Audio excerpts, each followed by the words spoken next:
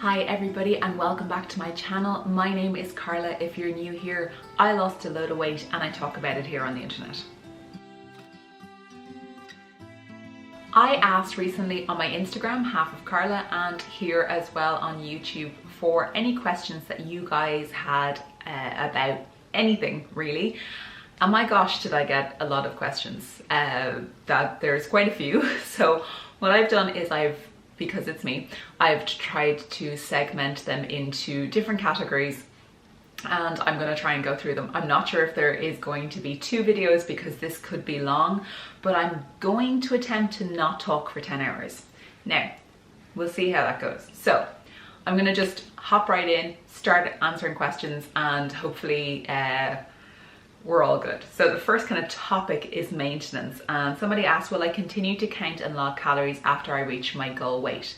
So I previously lost 183 pounds, and then I had my beautiful baby boy Brannock, who was born in January of this year, and during my pregnancy I put on 40 pounds, and I'm currently on a weight loss and mental health journey after a battle with postpartum depression. So I am losing 40 pounds. I'm very close to the end. I think I have about 14 pounds left to go. So will I continue to count calories? Yes, I will continue probably for about a year. So to get to a maintenance calorie range, I will add calories every week to my current allowance, and then I will keep an eye on the scales and see where I maintain at. That's what I did previously when I reached my goal weight and then before I had Brannock. And then I'll probably count calories for a while just to make sure that I'm staying within. I probably won't be as rigid as I am now, but yes, I will continue to count calories.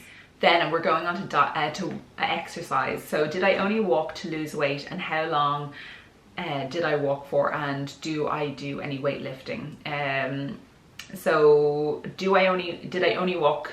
Yes, I only walked to lose weight. That is the only exercise that I did for my entire large weight loss journey, the big weight loss journey, let's call it that, the 183 pounds. Yes, that's all I did, 1 hour every single day, and I mean every single day at a really good pace. For how long? 1 hour. And did I do any weightlifting? No, I did no weightlifting during my program, during my big weight loss. When walking, do I always stay in the fat burning zone? No, I don't focus too much on the zones.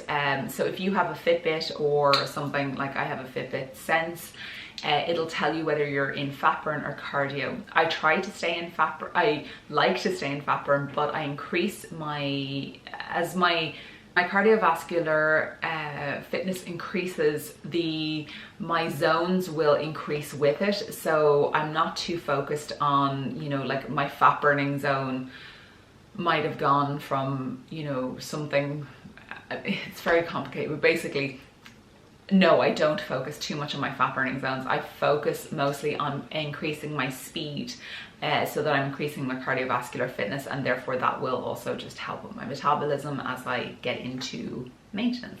If it's pouring rain, what do I do for exercise? I go out and I walk. I walk in the sun, in the hail, in the snow, in the ice.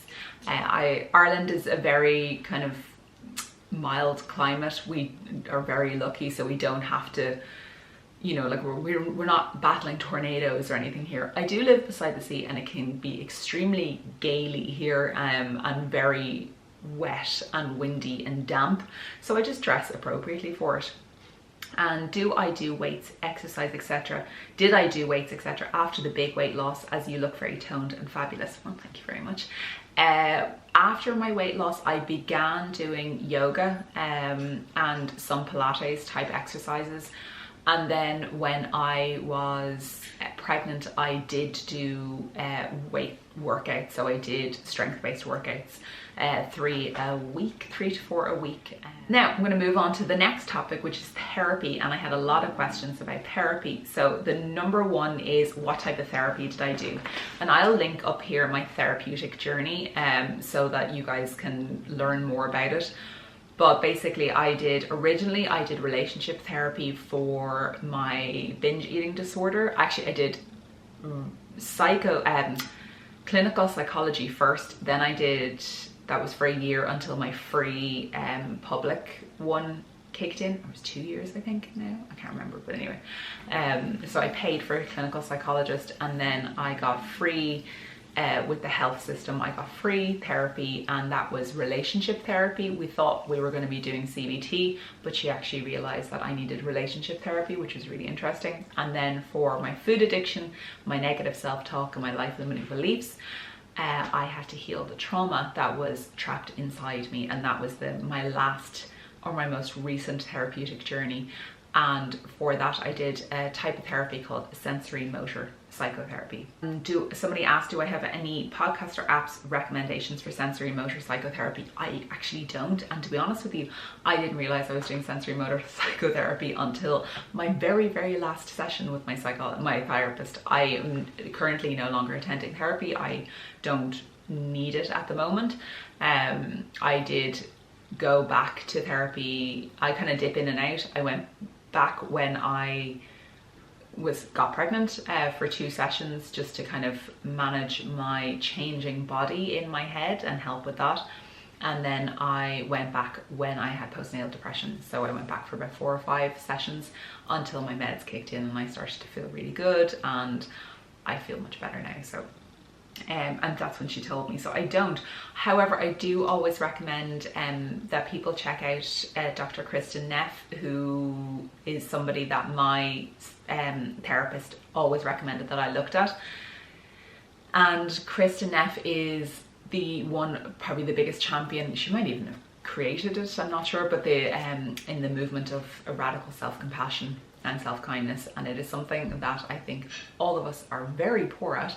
And it really taught me to learn to be compassionate towards myself and towards my inner child and towards my past, and practice self-compassion when I'm feeling certain ways.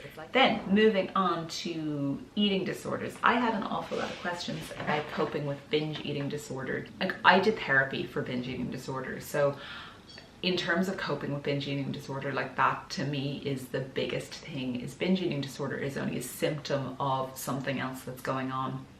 And I managed to work with my therapist to determine through relationship therapy what my relationship was, why I reached for food, where was the genesis of food being my comfort, and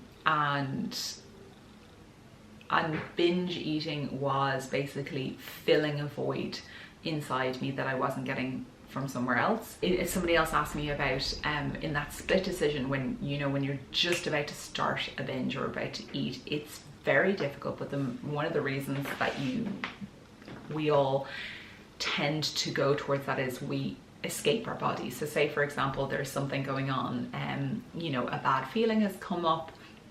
And the way my last therapist explained it to me is that, so you're, going along, Carla, living her daily life, and say I get triggered by something. Say I get triggered by, just an example, a really nasty comment on Instagram. And previously what I would have done is it would have started to bring up feelings that I had in the past. It would start to bring up this negative narrative. It would bring up, like, there would be this constant thing. And for me, to be honest with you, I wasn't triggered. I was never triggered. I was constantly in triggered state, constantly.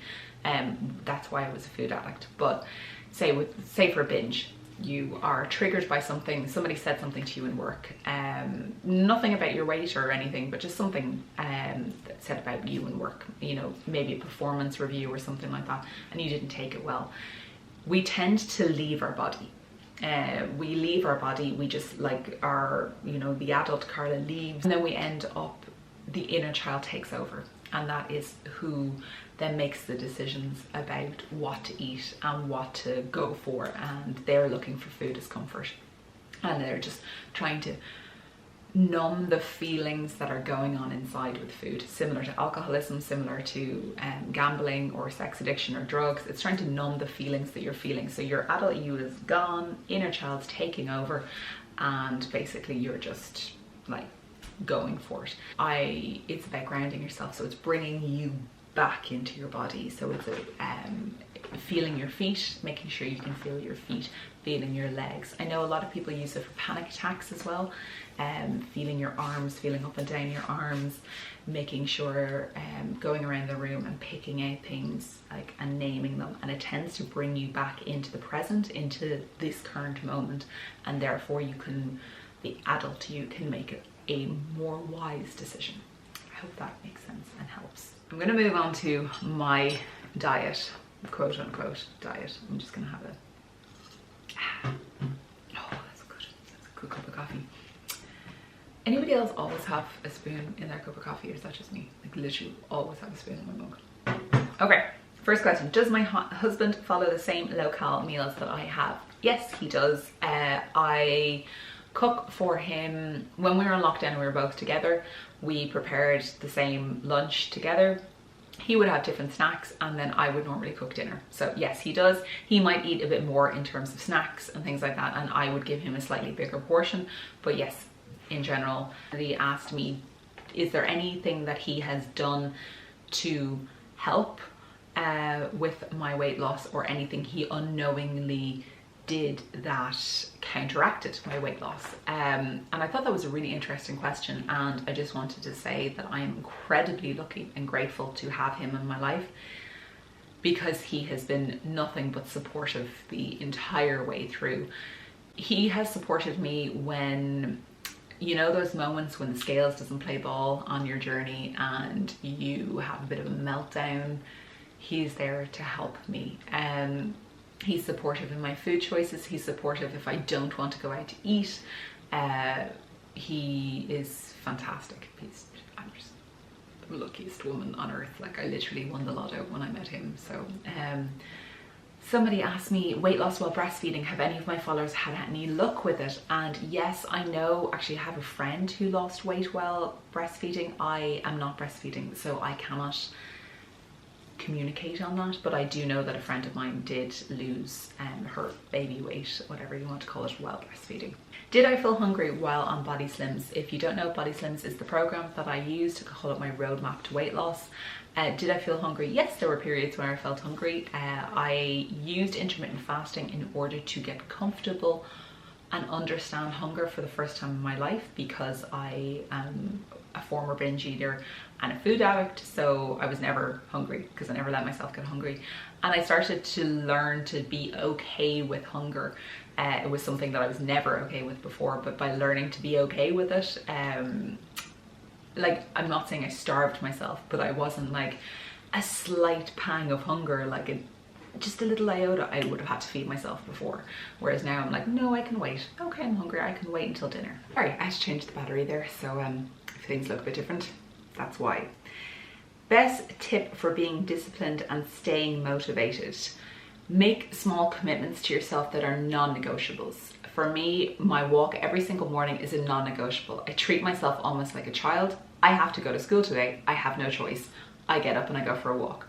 Another non-negotiable is that I love coffee. Love, love, love, love coffee. I have to drink an 800ml bottle of water before I drink coffee. That's a non-negotiable for me. I'm not allowed to have my first cup of coffee in the morning until I drink that. So making non-negotiables, that's something that's really important. And also I find that a lot of people are constantly concerned about motivation. I am not motivated like all the time. Yes, there are points where I'm motivated and my motivation increases, but motivation wanes, and it's consistency and dedication that take over. If you are consistent and you do the right thing on a daily basis and build those days upon each other, that is how you get success with anything, with your job, with, you know, running, with weightlifting, with dieting. It has to be consistent. You can't cheat on it and expect good results. It's about being consistent. I think that's something that's so important, and I really want to hone that in. It's consistency over motivation, because those motivating days, they will wane, believe me, and consistency has to stand in for that, and that's actually when the non-negotiables help. Advice for people just starting to fight and remove cravings. That's a really interesting question. What are your cravings and why are you craving them? Who is looking for the craving? Is it the inner child or is the adult you? You know, that's the kind of, I always come back to the psychology of it and the thought process, because we are habitual creatures, like, you know, all of us. So is it a craving that because on, you know, Tuesday afternoon after you, or Tuesday evening when you finished watching something, that you always have a biscuit? Is that your craving? Is it a craving or is it a habit? Did I track calories or macros as well? No, I did not track macros. I have a generally good idea of nutrition from my family background is in restaurants and things like that, so I have a really, like, a decent knowledge of it. I don't track macros. I kind of aim to, with carbohydrates, I try and stick to more natural sources of carbohydrates, so I try and steer clear of pasta and pasta really and bread too much. I'm not low carb. I just like my carbohydrates to have more nutritional value than pasta or bread. I do still eat pasta and bread, just FYI. Now, this old chestnut, right? Let's have a conversation. Do I have loose skin? And did my loose skin bounce back? And where is my loose skin? And why is my loose skin not obvious? And did I have a cut off? And will I have a cut off? And where is your loose skin? You didn't lose weight because you've no loose skin. I have loose skin. I lost 183 pounds. I then birthed a human and now I'm losing weight again. I have loose skin. I have loose skin here. I have loose skin everywhere. I have, you know, I'm gonna just, you see? Can you see? Can you see? Can you see? That's a boob. You know, loose skin. I'm probably gonna get demonetized for this, aren't I? Loose skin. I have loose skin. I have loose skin. I can, but, however, my loose skin doesn't really bother me that much, to be perfectly honest with you. It's there. Now, I want to preface this with, I have been overweight my entire life, like since a child. So I never had some svelte beach body before that I then put on weight and lost, and I'm surprised it didn't bounce back. I've always had excess weight and therefore have never had a smooth body. So I never expected when I lost weight that I would all of a sudden look like Claudia Schiffer. I don't know why I chose Claudia Schiffer, but like, oh my God, you know, what a, probably people watching who don't even know who she is. But you know, like, I didn't expect to look like Emily Ratajkowski, you know, like I knew that my body was not gonna look like that because my body has never looked like that. Now, will I have it removed? Probably. I will probably have it removed. Why don't I show it? Because I just don't want to make a big deal out of it. People often say to me that they don't want to lose weight because of the loose skin. That's choosing, first of all, it's choosing aesthetics over health. That's like, just think about that for a second. Also, the benefits that I have and the quality of life that I have at 10 stone versus the quality of life I had at 23 stone, that's over 300 pounds versus 150 something pounds, is monumental. The difference in my day-to-day life is I would take a big flab of loose skin any day over it. And people think I don't have it because I know how to dress. I know how to dress myself. And honestly, like, I thought it would show more, but it doesn't. I just dress really well. Like, that's kind of it. You know, I don't make a big song and dance out of it, and therefore actually don't draw much more attention to it. I have loose skin, but I live my life. You know, it doesn't bother me that much. There is one spot where I do get sores occasionally, so that does bother me, but I've always had that. So I have a hang over my belly button. So I didn't kind of have a big belly. I had like a lump and then like a fupa. Oh God, I can't believe I'm talking about this on the internet. And if you don't know what fupa is, Google it. But I've always had a round, like I've never seen my belly button. Even when I was pregnant, it didn't flatten it out. So there is that kind of area that I have to be careful about. So therefore I probably will have it cut off, and I have some serious loose skin on my legs. My legs were I carried my weight, I carried it everywhere. I was 23 stone, but from like under my boobs to top of my knees is where my like biggest amount of weight was. So that's kind of the area that's sagging the most. Like my ass is saggy as hell, but you know, it is what it is. Will I get it done? Probably. It has actually, I've noticed my skin has kind of bounced back a little bit since I had Brannock. I'm still not at my lowest weight again, so it might get saggier. So, but anyway, then yes, I lose skin. So to answer that question. This was a really, really interesting question, and thank you to the lady who asked this. Have I experienced any negativity from others for losing weight? Yes, I have. And I wouldn't say I've lost friends, but friendships have definitely changed because of it. And I have received some negativity online, obviously, like that's part and parcel. Unfortunately, I don't accept that it should be, but unfortunately it is part and parcel. I had somebody comment on my plastic food choices today. Oh my God. Anyway. Negativity from others. Yes, I have had some negativity from others, not necessarily directly. What I do find is that people become experts on weight loss when you tell them that you're losing weight. I get a lot that I don't need to lose any more weight. That's my choice.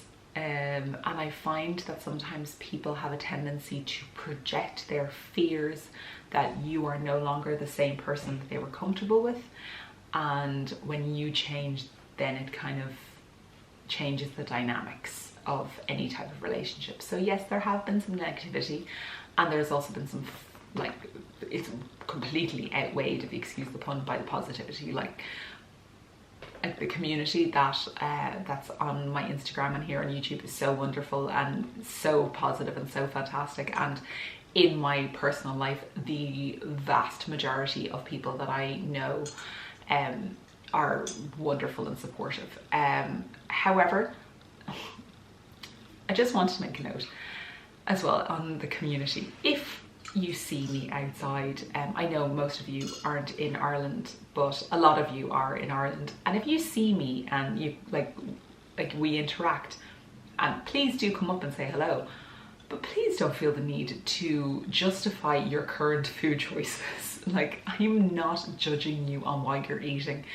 Have your chocolate with your coffee, have whatever you want. I am not there to judge you. Live your life. That is not my business. It is your business. So like nearly every person has felt the need to justify their food choices at that current moment to me, and you don't have to. And I know that that's just, I'm not the police coming around to, you know, but anyway, just it's neither here nor there. Right, where are we? What made me decide to do intermittent fasting? I have a full video on intermittent fasting that I'll leave up here, but basically it was to help me learn how to be hungry and what hunger was. From years of binge eating disorder and food addiction, I never let myself get hungry, and intermittent fasting let me get hungry. Taught me. Did I ever gain weight on my journey? Yes, last week I gained 2.6 pounds. The 2 weeks before that I gained 0.8 of a pound. So yeah, I think my body is currently dealing with inflammation from whiplash, and I also have my period. So yes, I did gain weight, and I just kept going, and eventually it'll come off. So guys, I'm literally going to leave this here because I have so many more questions to get to, and I think it's better if I split these into 2 videos, because we could be here for a very, very long time, and I'm sure you have things to do. So thank you so much for watching. Please remember to check back for part 2. Subscribe if you're not already. Turn on the notifications so you never miss a video from this face. and follow me over on Instagram as well. I really want to be more active on TikTok, but you know, life. So thank you so much guys, and I will see you in the next one. Bye.